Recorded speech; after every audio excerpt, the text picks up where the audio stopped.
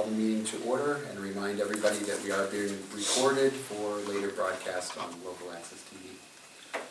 Just quickly, as part of the chair's report, we did receive a thank you note from the Lunenburg Musicators. Oh, nice. You remember they went to New York right after our last meeting. We approved their trip. And so there's a nice thank you note and a picture. I'll pass it around. Anybody who's interested, we can share it later. Okay, we have some minutes. Do you guys get a chance to review the minutes? Any problems with either regular session or executive session meetings? Nope. So we'll approve both of those for February 26th. There are warrants on the table. Any line item transfers? No, not today, Dr. Berkman. Okay, we're up to Superintendent's Report. Yes. Welcome, everyone, and tomorrow is spring, and we're looking forward to that, everyone, as I know. I wanted to talk a little bit about the park assessment. We've talked about this several times over the course of time since we've been selected with, I think, every other district in the state to help with the pilot of the items and of the process, because it is what the state, the Commonwealth, refers to as the next generation of assessment, student assessment. And you know that those students that were selected to do that by random sampling, we've been working with the state and with the Park Commission throughout the year in terms of identifying the pilot groups. And there's two classrooms generally at each one of the grade levels, which are most of the grade levels at Turkey Hill Middle School, and then the 8th grade at the high school that will be participating in the pilot. Later on in the spring, in June, I believe, is when the online assessment will take place. And Steve Maladrinos and the IT personnel in the district have been working with the state in terms of working out all the bugs in terms that may exist in terms of making that assessment available to the students so they can take the pilot online as well. I think that presents a major challenge for educators going forward, not just for this pilot assessment, but in terms of just the capacity we have. And we don't typically assess students on that. While we do have some programs that students work on to supplement and either enrich or remediate skills, things like Study Island, the Lexia program, which are online programs. So students do those kinds of computer-assisted and computer-supported learning. They haven't really done assessment online. And so we're interested as educators to see what this looks like and what different kinds of skills students will need in order to be prepared to do that. And it's my understanding that that will occur from early ages even in terms of this assessment. We've heard across the state that there are some who are concerned about this pilot, and we certainly understand those. We haven't necessarily heard from our parents in terms of concerns about the assessment. You know, our students will take the MCAS and they will also, the pilot will be done in the park. But I think we agree with how some have labeled this in terms of being park pioneer. We're working hard to make this a low-stress situation for our students, explaining that you know, we're helping with the development of this assessment system, and that's giving back to the community, if you will.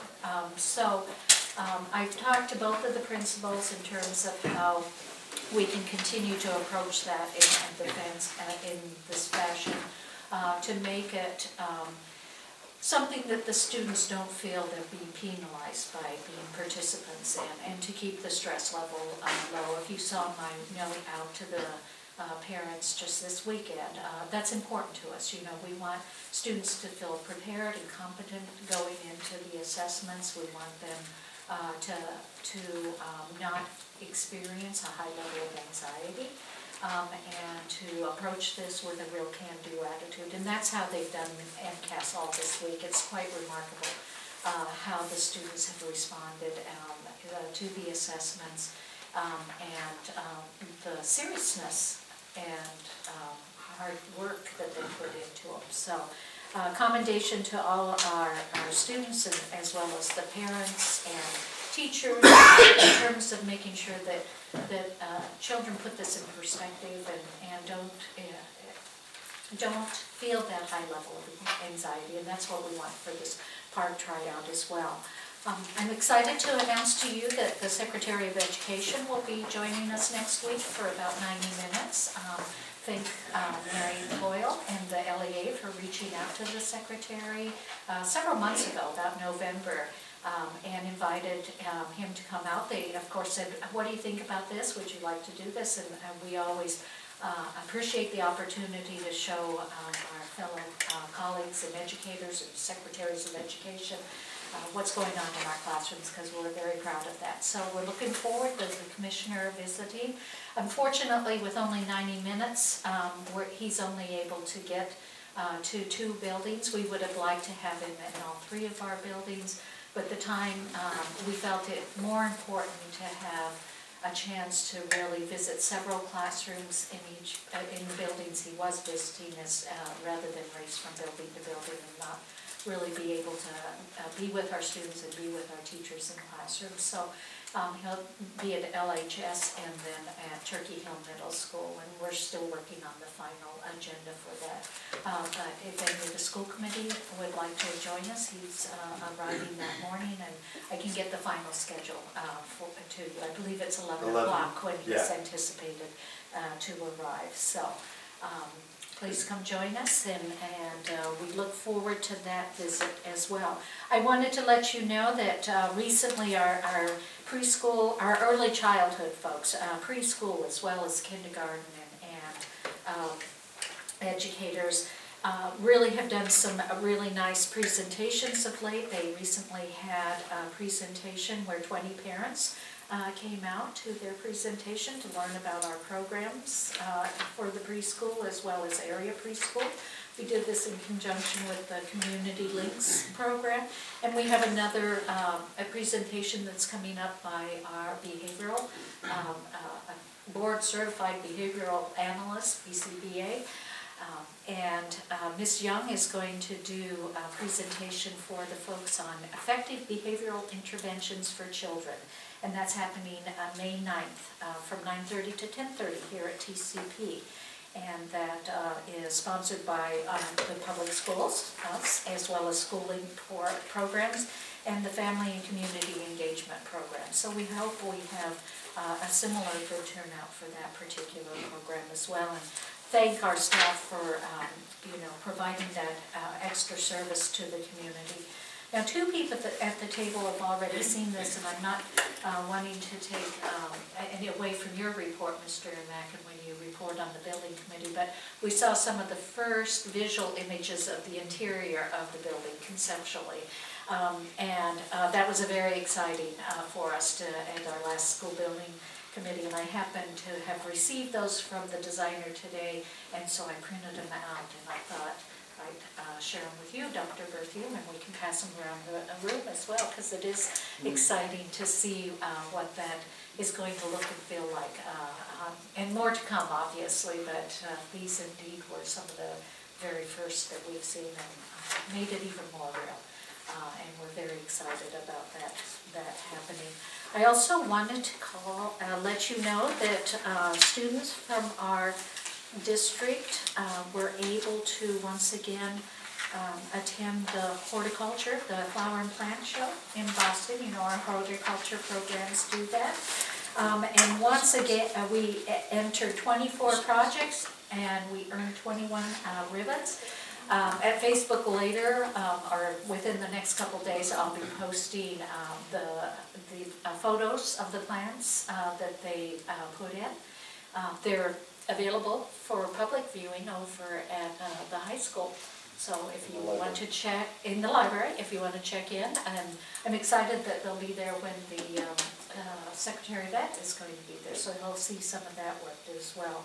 But I have a list of all the winners, and we walked away with 2 first places. Ellen Harvey as well as Destiny Miller Stanley both received that first place achievement. Second place, Ellen Harvey again, Alana Lyons, Robert McCarthy, Amelia McDonald, Alex Moreno Torres, Brendan Nauman, Mallory Novick, and Matthew Rodriguez.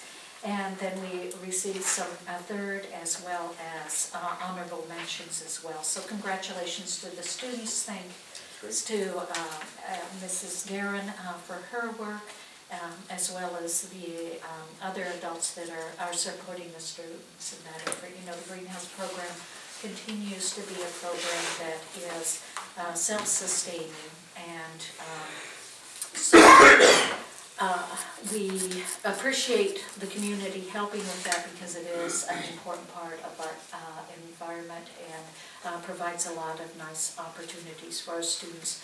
I've asked Mr. Londa to be with us to help with my superintendent's report tonight and give us an update on, now that there are a little warmer temperatures.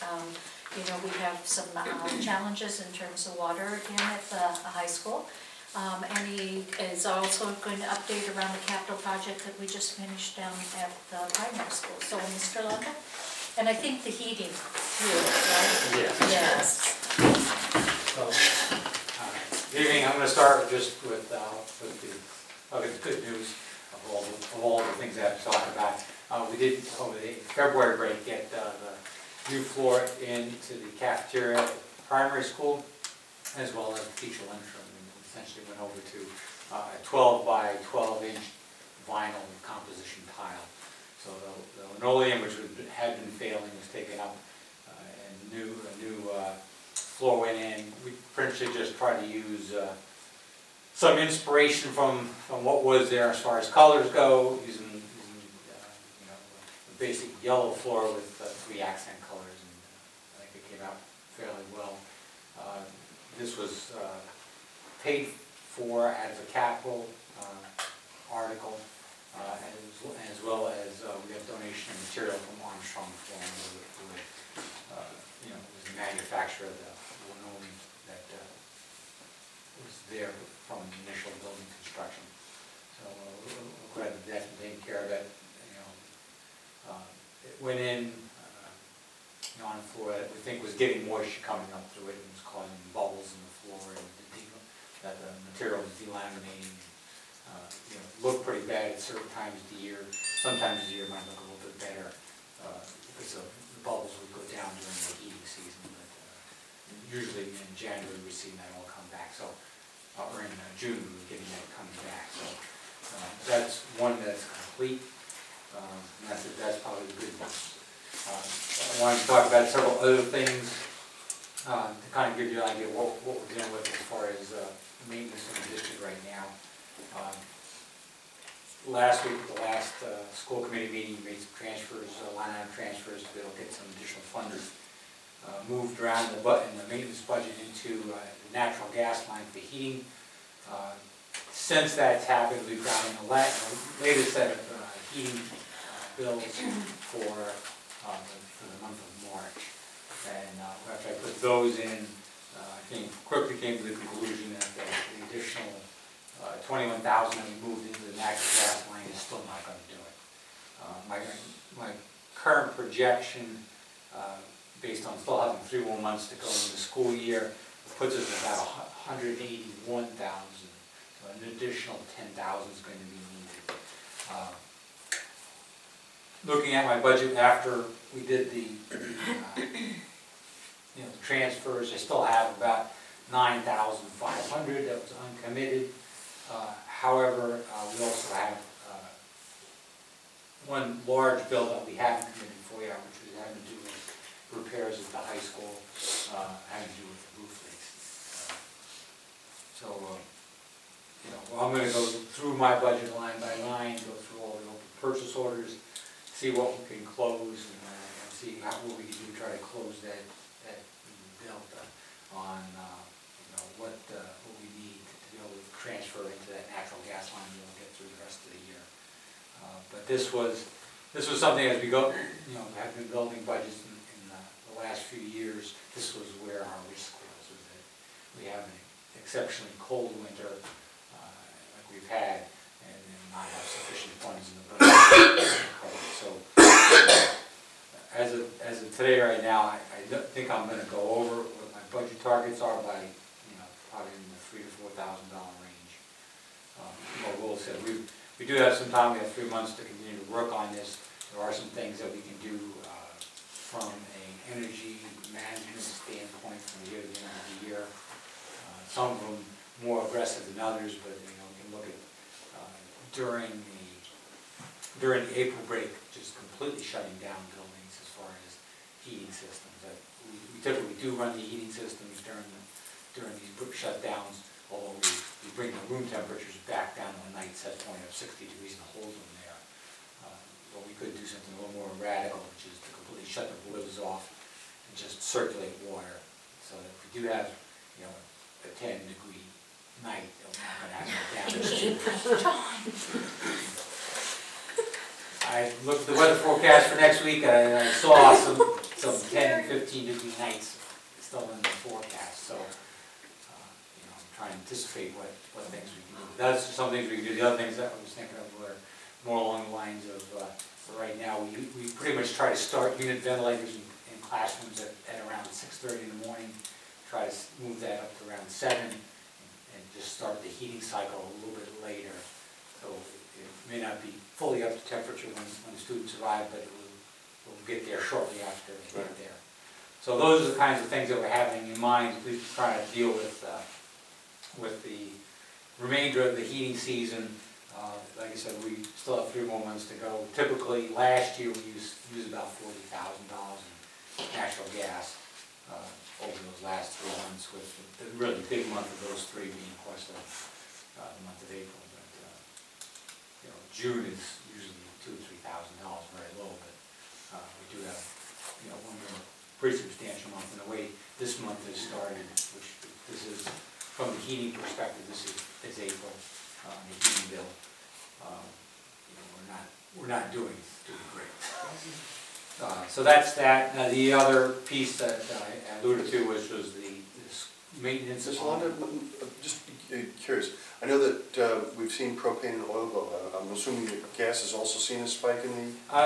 We are on a 2-year fixed contract, so we haven't had an increase this year. So it really is to completely contribute to the fact that we've had a much colder winter. But we will go through into a new contract in the next fiscal year in December, and that we haven't bid that yet. We don't really know what those numbers will be, but I would expect that natural gas prices are going to go up as demand for natural gas will continue to grow. Right.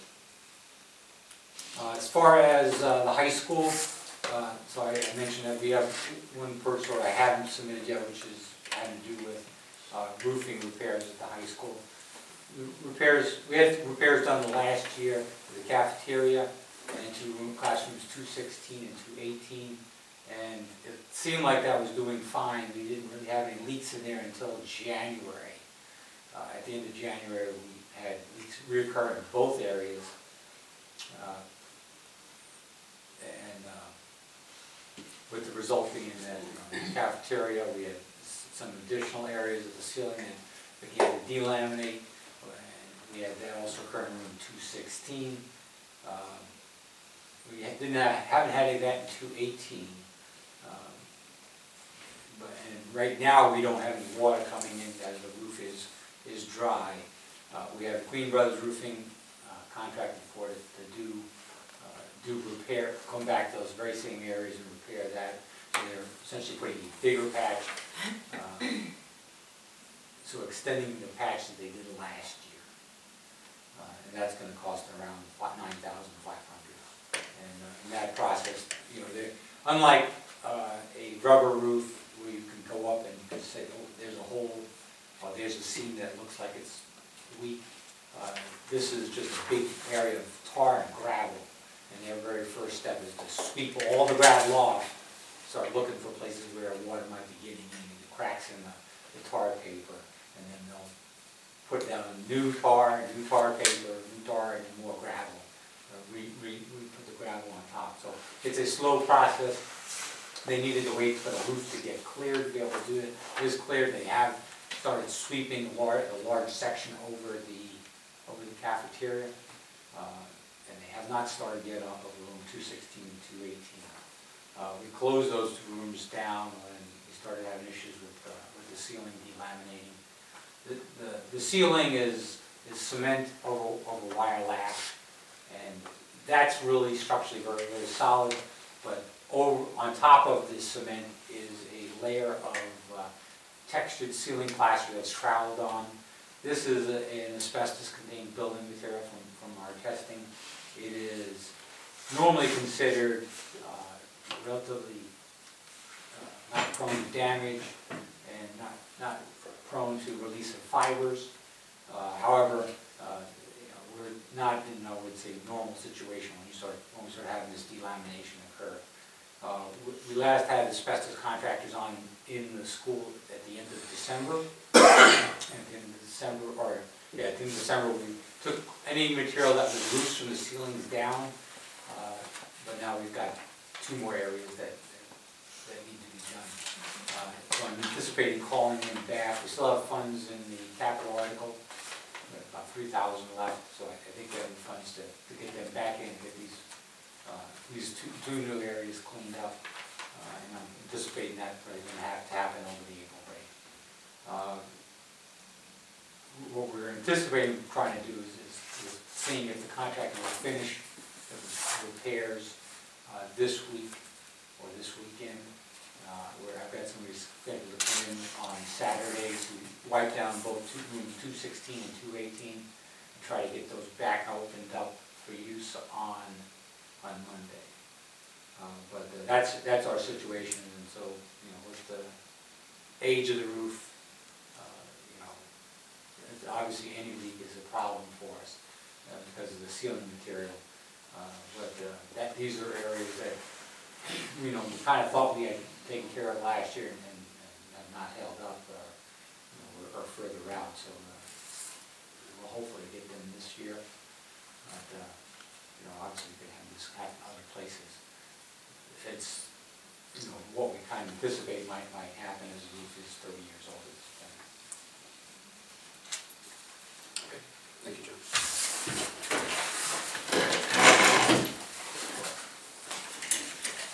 Anything else? I was at the high school at my household today, and their reaction was, well, at least we now have light at the end of the tunnel.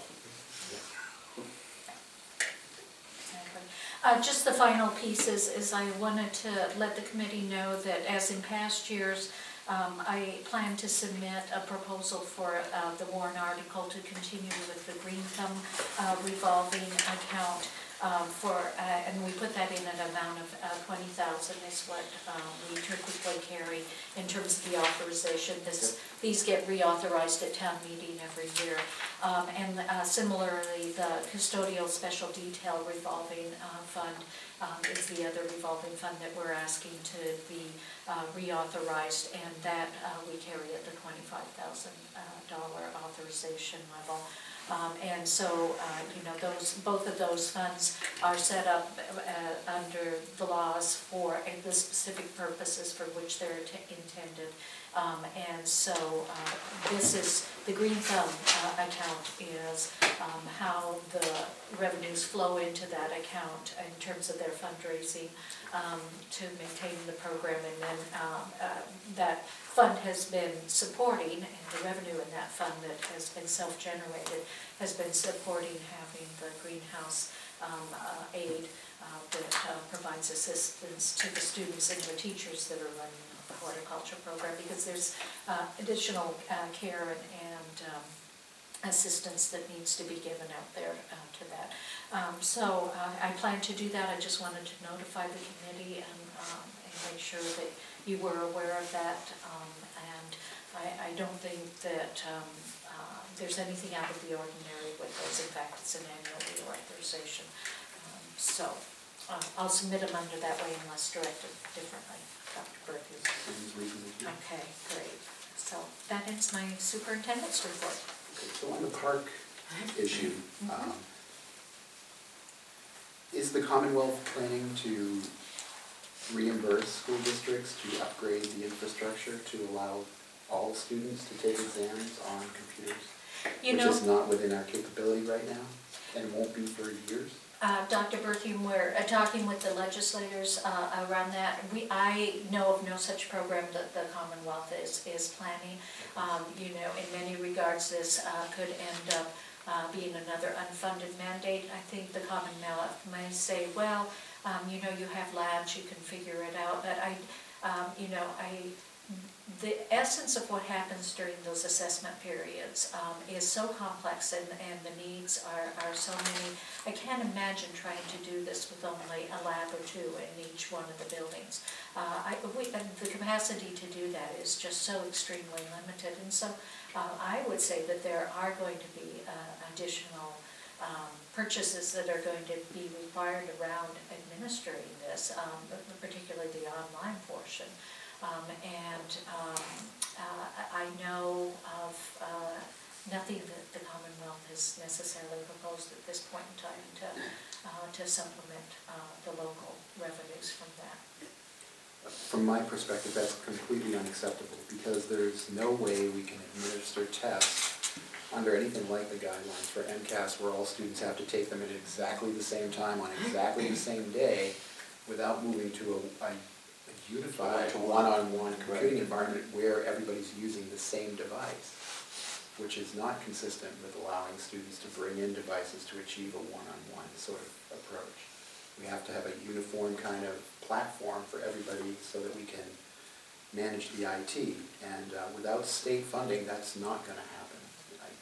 You know, without having substantial impact on our educational program, which is not what you really want out of your assessment. The goal of assessment is not to negatively impact student performance. That's what I see happening.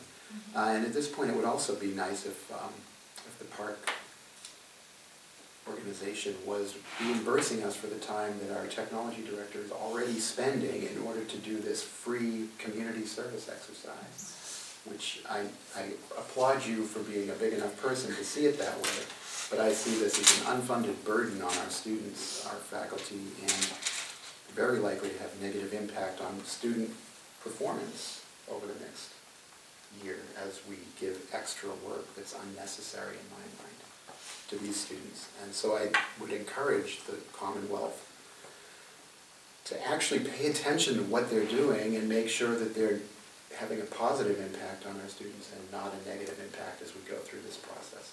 And it will be important for our selectmen to be aware of what the potential financial impacts are, because the school budget is tight enough that we can't pull this sort of infrastructure funding out of our hide moving forward.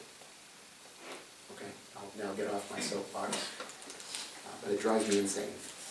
Is there a building committee report? Yeah, there is. We met last Wednesday, and we are proceeding towards completion of design development. Our next submission to the MSBA is April the 15th. There's will be also a new set of cost estimates coming out of that, which we will actually be meeting as a working group on the 9th. That's great. And to look at the cost estimates and to continue to do value engineering. As we said, since our last meeting also, of course, we've had a number of other meetings with the working group that included the site plan review. We did a regulatory meeting as well with all the town departments that may have a regulatory impact on the project. Planning, conservation, the fire, police, the building department, and that was a very positive meeting. We see, lots of cooperation and no difficulties out of that. So we're online, hopefully to have the early package, which includes the clearing of the fields behind the existing high school and the construction of the new field to begin in July. Just to make folks aware, the completion of that first new field that we're going to do, we're not going to do all 3 fields up front. We're just going to do that first field to take some of the burden off of the existing fields and to prevent us from needing to have so many away games that we increase costs. That will also require a bit of work in terms of the traffic flow. We'll have a new traffic flow pattern in front of the high school in September, there will no longer be that circle in the middle. Some of that will still exist, but it will drive traffic all the way over to TCP and down out the other way. Great. Because of the need to take some of that area for the new field. We expect to be meeting with abutters in the beginning of April. And that process has already started to, we've got all the names, we've got, we're just waiting for the dates to be set. Okay. Great, thank you. On old business, the FY15 budget update? Just a reminder to everyone that tomorrow I present the recommended budget to the FinCom, and as you know that we originally presented the budget, a recommended budget back in December, end of December, 1st of January, we finalized that. And I think everybody is well aware that we're pretty far apart from the town manager's budget. With the increase in the governor's Chapter 70, which we have a joint resolution now in the House and Senate that is in place that supported basically that level of funding. Perhaps there will be more to come, I don't know, we'll see. I don't know what to say about that, but we can always hope. We're also on pins and needles around what circuit breaker will look like, and that's so critical to us right now because the committee and I think the public is well aware of our concerns around meeting the needs of all of our students and maintaining our instructional program as it currently exists. The budget we put together and recommended is responsive to the needs of all of our students. It seeks with retirements to replace those retirements, to maintain those positions within our district. And some of those positions are in areas of foreign language. We've got some elementary teachers as well as also a physical education teacher that will be retiring, and an English teacher at the high school. Our elementary class sizes start at 24 and go up from there. We have large class sizes across the district. And so we really presented the budget that's, as superintendent, as educators, principals presented their budget, is responsive to the students' needs. And we understand that there's this big gap and we're going to have to work through it. But it's our responsibility to make sure that the public knows what the needs are. Also in this budget, I was wanting to make sure that some of the goals that the school committee had set in the fall, that I didn't remove the option of pursuing those goals. And so our budget reflected some of the things that you asked us to talk about relative to eliminating the transportation fee and the kinds of support in materials and supplies that would be necessary in order to prevent our parents from having to provide so many things into the classrooms. So all of those things are contained within this budget. This budget also contains, of course, based upon the review we just got back last week, we knew that we were going to need to increase services to our students who are English language learners, because we have gone from 5 students to 27 students in our district. And they've brought a wonderful amount of diversity, and we really embrace having the students with us. But we only had a part-time ELL teacher. And even in a sheltered English immersion program, which is basically what we operate, the students need some supports from ELL, trained ELL teachers. In order to provide for the number of hours that the state requires, for us to provide, we need to have 2 full-time people in the district. And of course, teachers, ELL teachers, have developed expertise over time, so they're not necessarily an entry-level teacher that you're talking about when you're talking providing these services. So those are the kinds of things that have, are included in this budget that we'll be talking about tomorrow night to the FinCom. And then, of course, our budget hearing is scheduled for April 2nd, which is our next televised meeting up at the town hall as well. So those are just some highlights I wanted to point out at this time. Great. We do encourage parents, community members, everybody and their brother to show up to our budget hearing and share your thoughts with us. It's your opportunity to give us feedback on what we need to do differently. We appreciate all the input we can get.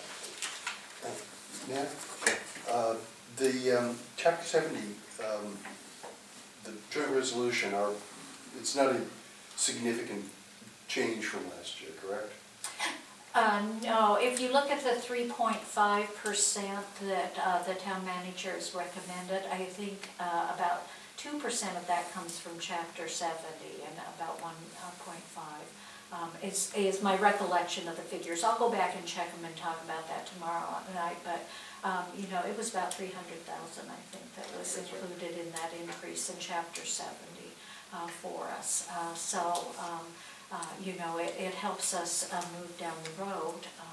We still would have, liked to have seen it even higher because of our situation in terms of what our community is supporting versus what the state support is. But that's where the numbers are from. And there's no move in this year's budget to address the formula gap?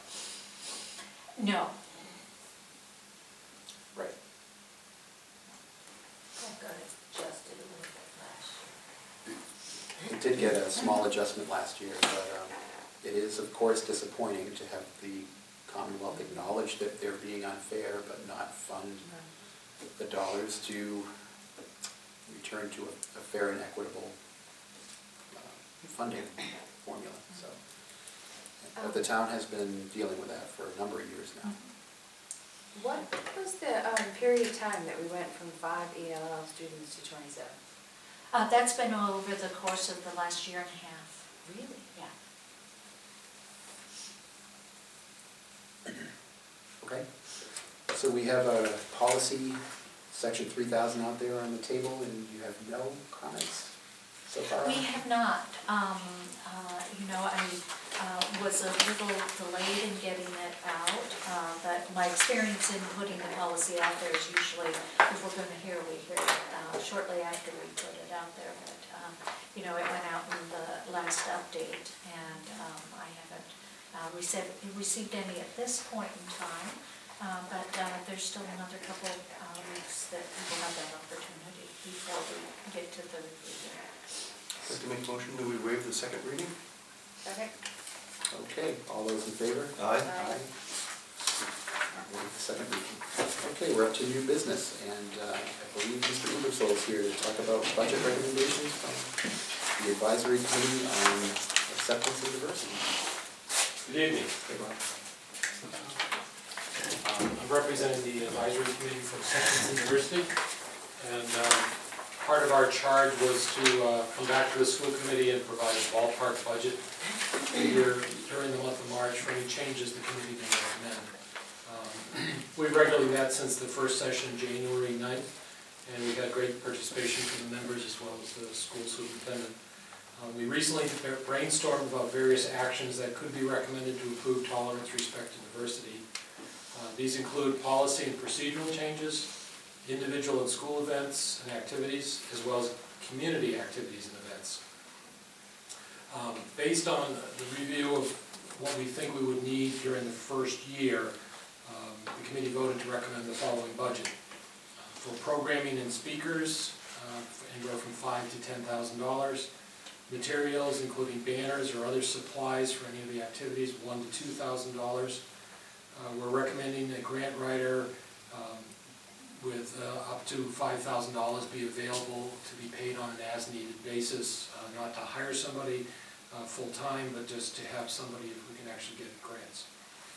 For activities including facilities, planning, food costs, it'd be about $2,500 to $5,000. Training of the district staff, about $8,000. Purchasing curriculum, about $5,000. And then exchange exercises, if we were going to work with other school systems, including transportation costs, about $3,000. Adding those all up, we're running anywhere between $30,000 to $38,000. We talked where the source of funds, and ideally that we would hope that those would come from grants and donations, especially with the services of the grant writer. But, and we also further understand the financial constraints of the school's budget. However, it was important to detail the costs regarding what would be there and what the source of funds. Fitchburg State University is providing free services and support in documenting the current state of affairs and developing a dashboard so whatever future activities we have, we can measure their effectiveness and keep it sustainable going forward. We will be doing our final presentation. We're hoping to have it for the May 7th meeting at this point. Open to any questions that you might have. First, I am on the committee with you, and I want to thank all the people who are coming out every other week, and it's a very committed and dedicated, very well-intentioned and great group of people, and I definitely want to thank them for their time doing this. I know nobody's got a lot of time, so it's always great to have volunteers step forward. Any questions? Thoughts? One thing I might ask if we can have the committee sort of take a look at the school committee goals, which in a nutshell boil down to achieving free education for our students again, by eliminating fees for buses, for athletics, basically returning to an earlier time. And I know this committee has had a lot of concern about when we look at diversity and acceptance, not considering financial status, economic status, as well as other types of socioeconomic diversity criteria. And the school committee's goals really were to create a level playing field, and it would be worth hearing what the subcommittees, the advisory committee's thoughts are on those goals, because as you can hear, we've prioritized that as something we'd like to see happen, but there's a cost, and I don't know if we can afford it, but just hearing the thoughts of that advisory committee might help us as we move forward. That has been brought up, and several members expressed the concern of whatever events or activities that would be at no cost or very low cost for students. Very much aware of access issues, as well as whether some of those impacts of families who may not have the resources to pay for some of the things, and how that would affect some of the outreach that we want to do with these activities. But I'll bring that back to the committee. Great. Yeah, just one quick comment. I just wanted to point out the wonderful work that we're expecting from Fitchburg State in terms of assessing our current environment and reaching out to create focus groups and so on and so forth, and that service is completely free. There are some folks who are not aware of all of the complete information, who have been critical of us in terms of our spending on this particular project, which thus far has been zero. It's a bargain. Right. And the goal would be to phase these various activities in based on the availability of funds. Colin, anything? Not right now, I don't think. Great. Thank you Thanks very much. Appreciate it. Okay, we do have a donation tonight. We do have a donation to acknowledge, actually a couple of them. Our team is getting ready for the Special Olympics, and North End Subaru is donating the uniform t-shirts for the students to wear this year. And Belmont Springs is helping us out with the water, and these donations just help that team go and participate and have a good day. And we really appreciate those two businesses for helping support the team. Great. I'll make a motion to gratefully accept. Second. Okay, all those in favor? Aye. Thank you. Is there any public comment tonight? Yes, Just one. I wanted to just acknowledge and thank Mr. Londa and the schools for the use of the auditorium for the Boys and Girls Club. Very, very successful. Are you smarter than our sixth grader? Are you? Well, luckily, I did not have to participate. Oh, The world may never know. We're going to keep that a secret. But the Boys and Girls Club raised about $7,600 that weekend. Oh, that's great. That's outstanding. And it's very much appreciated. Super. Okay, on reports for FinCom, as Ms. Collins did announce earlier, that school budget will be one of the topics of discussion tomorrow at the FinCom meeting. 7 o'clock at Town Hall, it will be on TV. I believe the Monty Tech budget will also be discussed. The school council updates. We did not meet since last meeting. And we had a meeting of the high school council today.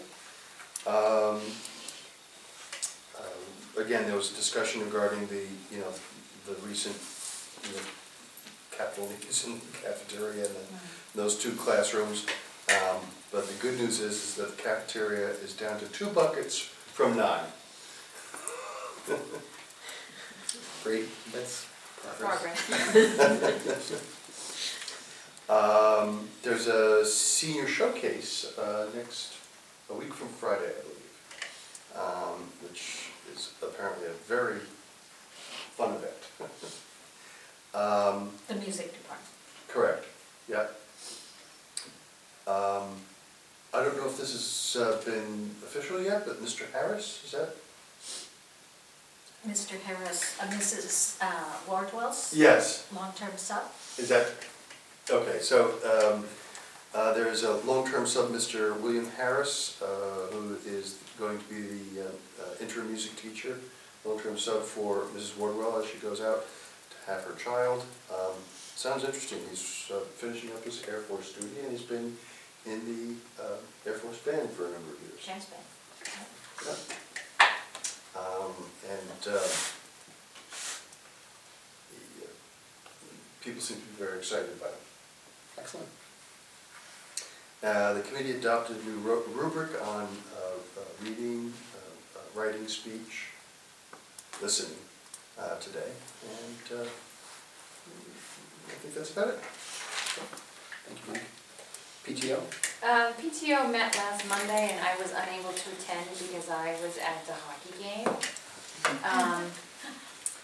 But I do know they have their Parents' Night Out fundraiser this Saturday, which is sold out.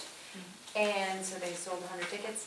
And they're working on a spring sort of a family day, carnival field day type of fundraiser. That I think they're looking at early June for a date, but I'm not sure. June 8th, I believe. Is that, okay, well, I had heard that, I wasn't sure if it was confirmed or not. I think we're pretty close to. Okay, is that a Sunday? It is. Sunday, The June day 8th. after graduation? Yeah, yes, that's right, graduation Sunday. So that's all I have for that right now. Great. There's a big PTO event this coming? Yeah, Saturday. Okay, great. Okay, policy subcommittee hasn't met, but we do need to talk eventually about the service animals some more, I think, Yes, right, before we yes, get to that. yes. So we will meet, but we haven't met since our last meeting. Capital planning is done for the year. Wellness advisory, how's that going? Wellness Advisory met last week, and there was significant discussion about expanding our social emotional offerings or curriculum, or what we can do for a program to address the ever-increasing needs in that area, I think across the district. I believe at our next meeting, some of the guidance counselors will come and speak to us about the needs in their buildings and where we can go from there. And there was also some discussion about the ALICE training, which I can't remember what that stands for. Alert? Alert, lockdown, inform, it's not counter, and escape, and they. Okay. So that, well, you were Rolls both off the there, tongue. right? Does that. You were at the training and several. Mr. Londa went, and principals from all our Right. buildings, or assistant principals, depending upon the building. But at the April 2nd meeting, it's our intent to have Chief Marino, as well as some of the folks that went to the ALICE training, talking more in depth about the program and our next steps. So, I think that's all I can remember from last week. start time, we talked Oh, about we school did, start time. Again, and the opportunity that we might have to adjust that with the, when the new school comes online and we go back to 2 bus runs. And Excellent. so I think that's something we'll need to be continuing to explore over those next 2 years. Okay, PAC Sound? They have a meeting on Friday at 11 o'clock. Great. Okay, Acceptance and Diversity met last week, and actually they should be meeting next Thursday as well, and you just heard the outbrief from Mr. Ebersol. And Mike, the Building Reuse Committee. We did not meet this week because of town caucus, it will be next Monday. Okay, great. Any items for future discussion at this point? And we do have need for an executive session pursuant to Mass General Law, Chapter 39, Section 23B, Paragraph 3, to discuss strategy with respect to collective bargaining regarding the Union Board of Education Association, the paraprofessionals union, and the custodians union. And cafeteria. And cafeteria workers, and we will not be returning to open session. So moved. Second? Second. Okay, so roll call. Aye. Aye. Thank you. Thank you.